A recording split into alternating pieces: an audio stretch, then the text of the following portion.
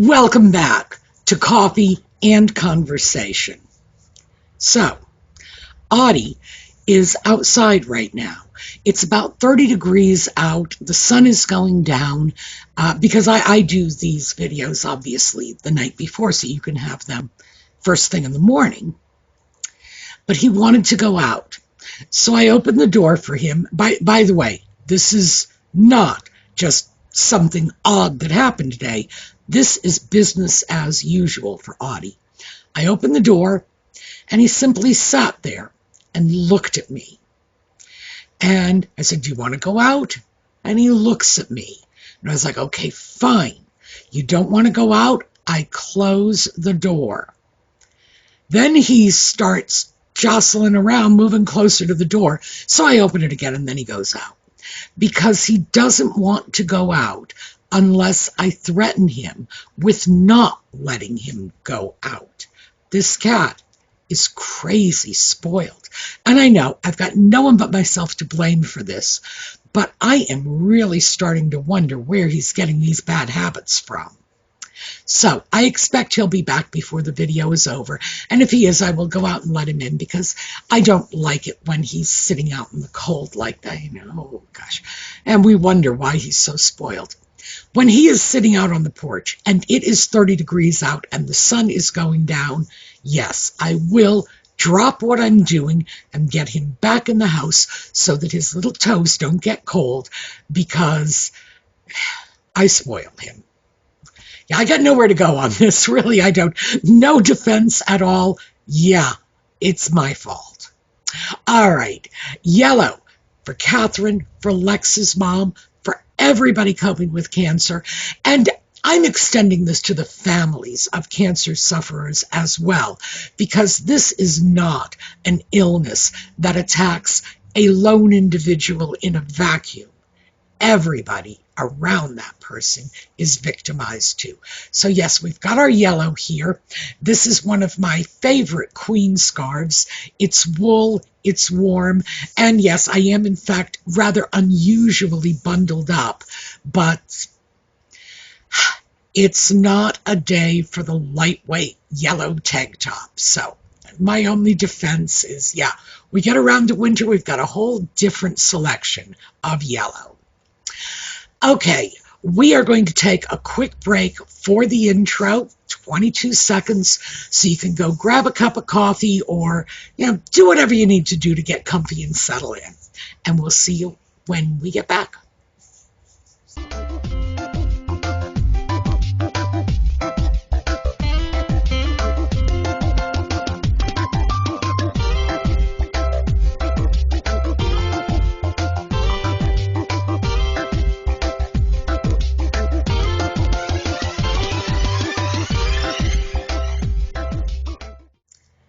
So I had something very different planned for today's video, because I know it sounds so random and rambling, but I really do plan these out. It's not just whatever occurs to me at the moment. Sometimes it is. Yeah, really, sometimes it is. Like this one. What I decided I wanted to do was because the comments on Saturday's video were so interesting that I thought, let's try to break this sort of parasocial barrier. And I'm going to talk about some of the comments. I grabbed 3 of them that just struck me as particularly relevant to the subject, rather insightful, and probably of interest to a large portion of our audience. And it does make me feel a little bit like we're having a dialogue, and not just like I'm expounding in your general direction, but that we are exchanging ideas, and I very much prefer that. So, yesterday's video was about taking a look at buying men's clothing. Oh, and before I get started, let me just say so many of you have already been doing this, so kudos to you, because I'm starting to think maybe I'm the one who was late to the party. So let me start by reading you the first comment. And this is from Lorraine Gunn 4111. I am just going to refer to her, as I continue to talk about her, as Lorraine. She is a frequent commenter. And of course, she was discussing menswear. Works for short sleeves, long sleeves, not so much for me. My little brother, 64, and I've got to say, I am getting a little bit of a giggle about that. My little brother, 64, bought me some to try. The cozy flannel one was great in this cold weather, and I can just roll up the sleeves easier than on a cotton long sleeve tee. For convenience in shipping postage, I have found that this is cheaper in some cases to just order from Amazon because they are used to shipping to us. I take that to mean that Lorraine is not in the US. And some US companies find this an impossibility, and or the shipping ends up being more pricey than the items ordered. My response to this, and I'm going to read you my response and then elaborate on it. My response was, good point. Half of the small high-end specialty companies I regularly buy from have Amazon outlets, and Amazon often has better prices, including Amazon-only sales or items that are not available on the company's own website. I got a pair of Eastlake saddle shoes from Amazon at 40% off. Yes, I did. And Eastland never has sales like that. Also, Amazon offers free returns, and I can drop returns off at a local mall that I shop at once a week, so it's not even out of my way. And they will credit the refund to your Amazon account the moment the item is dropped off, or to your bank account within a day or two. So yeah, Amazon is a great option. And I do mean that. When I've dropped off Amazon returns, I come home, and if I've asked them to credit the refund to my Amazon account, it's in my account, and I can spend it when I've just come home from the drop-off. I suspect that if I ever decided to pull up my Amazon account while I am dropping off that return, just bring it up on my phone, that they would scan the item at this return kiosk at the store, and by the time they finish the paperwork, it'd be on my phone. So Amazon is very good about that, but there are some other advantages too. For one thing, Amazon is pretty good with customer service. They offer free shipping, and that was something Lorraine had mentioned. If you go over your certain amount, what is it, $35, I think, they'll ship it for free. They always offer free returns. They never charge you for a return. And a lot of the companies I've dealt with have charged. It's like, yeah, sure. You don't like it, send it back to us, but you'll pay the return shipping. Amazon will give you a free label. So if I am unsure of a purchase, Amazon is absolutely the best way to go for me because of that free return thing. Now, I mentioned the Eastland shoes. Okay, let me show you a picture. I'm sure you'll remember these because I share everything in my wardrobe with you. So, yes, here you go. These are the Eastland saddle shoes. I had my eye on those because they are good Oxford shoes. They are saddle shoes. And, I'll catch up. I have a digression starting in my head, but I'll catch up with that later and share it with you. They were good shoes. Eastland is a company that is known for school uniform shoes. So these are designed for kids to be, running around and jumping and kicking things and whatever. They hold up beautifully. And I had my eye on them for a while. And Amazon had them at 60% off. So there you go. No, I'm sorry, it was 40% off, 60% of the price. So, yes, I grabbed them on Amazon. Eastland does not run sales like that. So Amazon had them in the color I wanted because, ooh, I wanted the olive. They had them in my size, and my size is one of the first to sell out. And yeah, Amazon saved my butt on that. But I've also purchased other items from Amazon. As I mentioned yesterday, I will purchase from that company that I think is a little crazy and isn't keeping up on their inventory. Consequently, you order something from them, but you don't know whether you're going to get it or not. If I order something from Amazon, I'm going to get it because Amazon is not going to allow them to sell it without having an accurate inventory link, which is why when you go to Amazon, you put something in your cart, Amazon might say, only 3 items left, order soon, because they keep precise records of the inventory. So that does not happen with Amazon, and that was my biggest problem with this other manufacturer that I dealt with, that inventory is like a joke to them.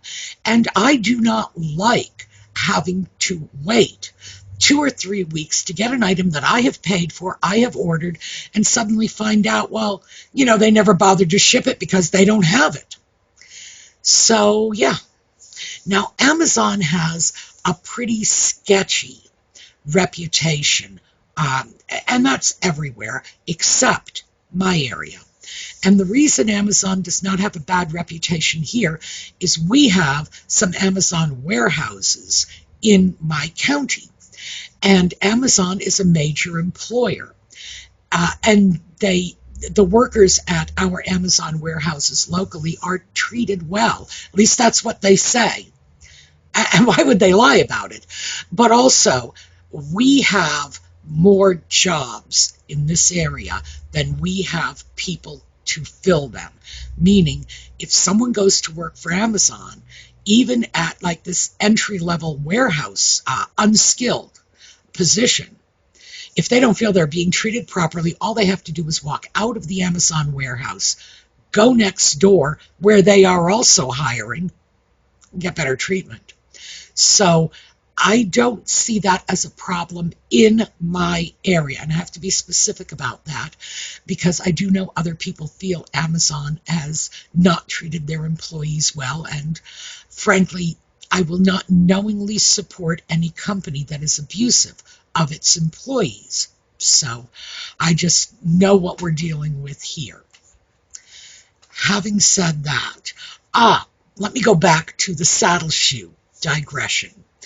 The digression that was rolling in my mind was, we call those saddle shoes because of the saddle, which is that strip along the vamp of the shoe where the laces go. That is, in the case of my shoes, brown, or in the case of the classic 1950s saddle shoes, it was black with white. But this is a type of shoe called a spectator here in the U.S. And it's any sort of two-tone shoe where very often one part of the shoe will be a fabric, a canvas, and the other part will be a leather. In the case of my shoes, one part is suede and one part is leather. And mine would technically fall into the category of spectator, but because of that exact cut of that strip across the vamp, it's a saddle shoe. In the UK, spectators are called correspondents. Now, all my US friends are thinking, did you just mispronounce correspondent? It's like, no, I did not. Because even though correspondent and correspondent are very close to the same word, and I'll put the spelling up for you so you can see the difference, they have very different meanings. Even though the core meaning, so the word derivation is the same, but the usage very, very different. So let's start with what we're familiar with, which is correspondent. That is when you write letters back and forth when something is equal. This corresponds to that. This is my correspondent. Oh, look, a foreign correspondent. This has absolutely nothing to do with the shoes.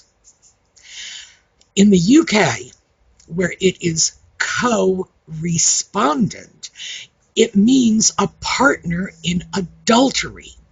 And where this comes from is co, meaning in this case, a partnership. A partnership with the respondent, which is the person who's being sued for the divorce.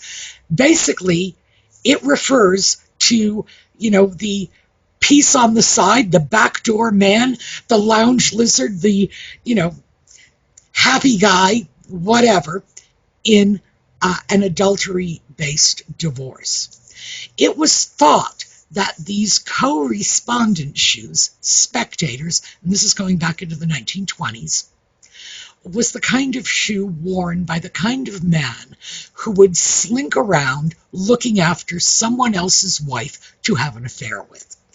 The reason that just sort of tripped into my mind was it is this strange little story about the origin of the word. By the way, it's true. This is not, when I say strange little story, I don't mean it's fictional. This is a factual story about how a saddle shoe in the UK got to be associated with adulterous divorces and why they will not pronounce it correspondent. It's co-respondent. They pronounce it differently. And I do not know why they pronounce it specifically in that way, because not from the UK. I'm assuming it's because they read it from headlines back in the 20s, but that is the difference. That is where these shoes got their name. So every time I look at my saddle shoes, I can't help but think, oh, lounge lizard shoes. So anyway, just a fun little fact I thought I would share with you. Back to Amazon. With Amazon and other similar platforms, a manufacturer or small business, and as I mentioned in my reply comment to Lorraine, a lot of the small high-end companies I do business with will sell through Amazon, but they also sell through other platforms, eBay and Etsy, for example, and that's not uncommon. You get a lot of benefits by selling through a large platform. For one thing, they can reach a much broader audience. More people are going to go to Amazon than might be going ordinarily to some little mom and pop outfit somewhere in the middle of nowhere. And it will get your product a lot of exposure. Very often, these small mom and pop outfits will offer places like Amazon, Etsy, eBay, whatever. They'll offer better prices through those platforms in order to get their name out, to bring in business. Additionally, as I mentioned to Lorraine, Amazon often has their own deals and their own site-wide discounts. So Amazon will say, 50% off everything. Well, they never say. They'll say 5% off everything today. That's more like what they will say. So you can get better prices. So don't avoid these large sales platforms because you think you're going to get better deals from the small company. Very often you are not. Amazon will often, and by the way, when I say Amazon, I'm just using that term globally. Same thing with Etsy, with eBay, with any of these other large sales platforms. Walmart is another one that handles things from third-party sellers. Very often, when an item is running low on stock and the manufacturer wants to close it out, or maybe they don't want to close it out, maybe they just want to close out the books on this season, they're often more willing to run the sale through Amazon, eBay, Etsy, whatever, than through their own site, because they may feel that it doesn't enhance their brand to know that they are selling things for less. Furthermore, if you farm out your goods to a third-party platform, they're the ones who have to deal with customer complaints. So there are a lot of benefits to the manufacturer or small business, and many of them are just basically passed off to the customer. So, yeah, not a bad strategy. Thank you, Lorraine. So let's look at the next comment. This is Cynthia Howe, 8697. Cynthia is also a frequent commenter on our channel. Men's jeans fit me better as I am short-waisted. I love my men's tees, and now that I know the name of the shirt I've been looking for, I think that means Henley's, we'll be shopping the men's department for them. I have a black one that was given to my stepson, but he wouldn't wear it, so I grabbed it and love it. Thank you. Love the maroon shirt. I have large tatas here. This is the part I wanted to share with you. I have large tatas that don't fit darts, so men's work.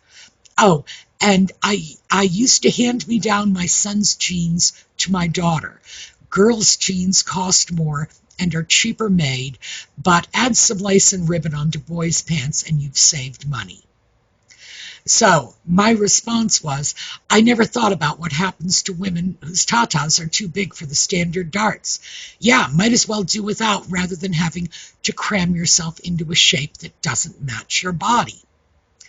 And that was the part I wanted to share with you. What happens if you are, for example, as Cynthia says, the large tatas?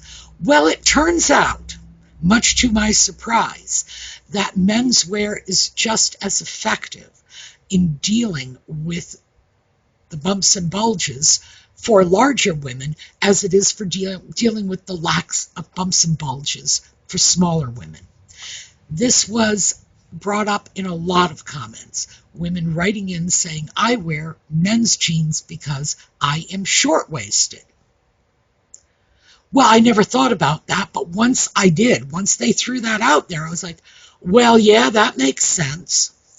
The last time I wore men's jeans, boys' jeans actually, was in the 60s, late 60s, early 70s, when hip hugger jeans, that very, very drop waist look, was stylish. And I could do it. I could get away with wearing men's jeans. In high-rise jeans, absolutely not. Even at mid-rise jeans, absolutely not. Can't do it. They just do not fit my body the way they should. But with low-rise jeans and hip huggers, drop waist, anything, sure, absolutely. But there are many other things that will shift over from men's to women's. Until I found some very good women's boxer briefs. I guess that's what you say. I wore men's because there was no way I was going to go out into the world in the winter with nothing but a skimpy little bit of nylon tissue on my nether regions, because talk about freeze your butt off. I mean, that is freezing your butt off literally. So, yeah. A lot of different body types will benefit from going over to menswear, and I was not thinking about that. I was simply thinking about my ability to match up to the standard sizes of menswear in my shoulders, in my arms, in the length of my torso, without stopping to realize that's only one small part of the fit, and you would think I would know better than that. Because I sew. So I should know better than that. But it just didn't occur to me until Cynthia pointed it out. And many, many other people did as well. But I just grabbed Cynthia's. So let's take a look at our third comment. And this is probably going to be our final comment today. Oh, yes. Susan Ashcroft, 2674. I wonder if this durability applies to footwear too, Sue. Oh, even more so. As my body and feet in particular, given the nature of my health, are ever changing, and there are some men's trainers, sneakers, look suitable and have the potential room width in the foot I need, plus the Velcro straps, as I can't fasten laces anymore. As women's wide fit footwear still feels tight. Regarding men's clothing, I have and wear my dad's fleece jacket, which not only is snugly warm, but is a lovely memory of him. And I gotta say, Susan, I am happy for you. So let me read all of the responses here. This is from Karen Blaylock, 8869. My daughter inherited very big feet from her dad. Please try on men's trainers, boots, loafers. Many styles are virtually identical to ladies' offerings. Good luck. And Susan replied with a thank you. And before I get on to my comment, let's see if there's... Okay. All right. No, before I get on to my comment, we're going to go to my response. Here in the U.S., men's shoe sizes are 1.5 sizes smaller than women's. So my size 10 feet would fit a men's size 8.5, approximately, of course. Different toe shapes can dramatically affect the way a shoe fits your feet, but once you try on a variety of men's shoes, you'll get a feel for which size fits you best. Knowing the basic size conversion gives you a good starting point when trying on shoes. In the UK, you'll want to go down one full size. Again, this is an approximation. I have considered doing this myself, as high-end men's shoes are so much better than women's. There's really no comparison. If a woman spends $400 for a pair of shoes, she's buying a designer name. If a man spends the same amount, he's getting Goodyear welted soles, top grain leather, and a pair of shoes that will last for decades with proper care. The only problem is the styles are limited, but if you're looking for a nice Oxford walking shoe or a pair of loafers, you'll have no trouble. In fact, you'll find many more design and color choices in the men's department. Since you're currently in the market for running shoes, the only difference you're likely to notice is the comfort and practicality. And I stand by this. I'm not sure there is much of a price difference between men's and women's running shoes. And in fact, I think if there is a price difference, it's probably going to fall in favor of women's shoes being a little less expensive, because men's running shoes are, they're grim. They are so pricey. Susan wrote back, "Thanks, Sue, for your help and information. The reason why I mentioned trainers' running shoes is not that I could run anywhere if I tried, but when I went to see my podiatrist, chiropodist, which, by the way, I do believe is the UK podiatrist, who mentioned my feet may be better supported in a trainer's shoe. As my feet seem to change more as my health condition progresses, and despite going to a footwear shop which caters for, shall we say, older feet, while you get quality, they are pricey." Oh yes, she is so right. "So it's not working out when a few months down the line my feet may have changed, and as Cinderella's sisters found out, the shoe doesn't fit. Although no marrying of princes has ever been involved in my trying on, let alone purchase of shoes. So I'd seen a few men's shoes with Velcro fastenings and did wonder if it was worth giving them a go." Yes, freaking absolutely. So now that you have the formula, 1.5 sizes down from women's to men in the U.S. and about 1 size down in women's to men's in the U.K. And by the way, never having tried this on UK shoes, I'm giving you the information I found on this on one of the shoe conversion chart websites. So I'm not prepared to vouch for it. In women's shoes to men's shoes, US, I would say yes. I am about an 8.5 in men's and a 10 in women's. But because the toes in men's shoes are often very different, some of them are very pointy, some of them are squared off, some are more rounded or almond, you could find that you can go down an extra half size in the men's. You might find you have to go up an extra half size if it's an interesting toe shape, let's say. I think most of us would benefit from at least looking at men's shoes if you are looking for running shoes, sports shoes of any kind. Absolutely take a look at men's shoes, because I do not recall ever having seen a pair of high-top basketball shoes made for women. Maybe they're out there, but I've never seen them. But if you are playing a sport where you need ankle support, oh yeah, go on over to, are they still selling Converse? I'm not sure. I was going to say go over to the Converse section on the men's side. But a high-top sneaker might benefit you, go to the men's. Because even if you can find them in women's shoes, you're not going to have much choice.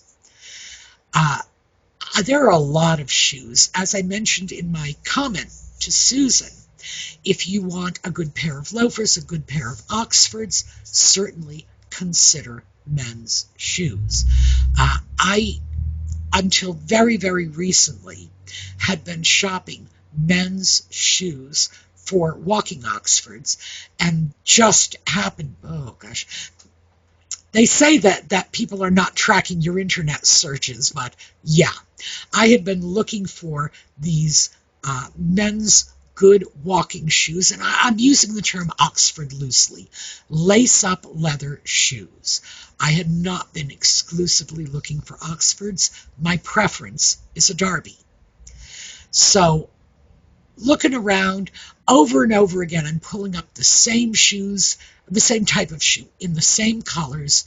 And then this morning, I open my email and I get a 25% off coupon from the company I had purchased shoes from once before, went onto their website, and I found women's Oxfords in very much the same, well, women's Darbys, I'm sorry, going back and forth on this. The ones I found were, in fact, Darbys, and as I said, that's my preference. I would have liked a little broguing, but hey, you can't have everything, especially since the shoes being on sale were only $60.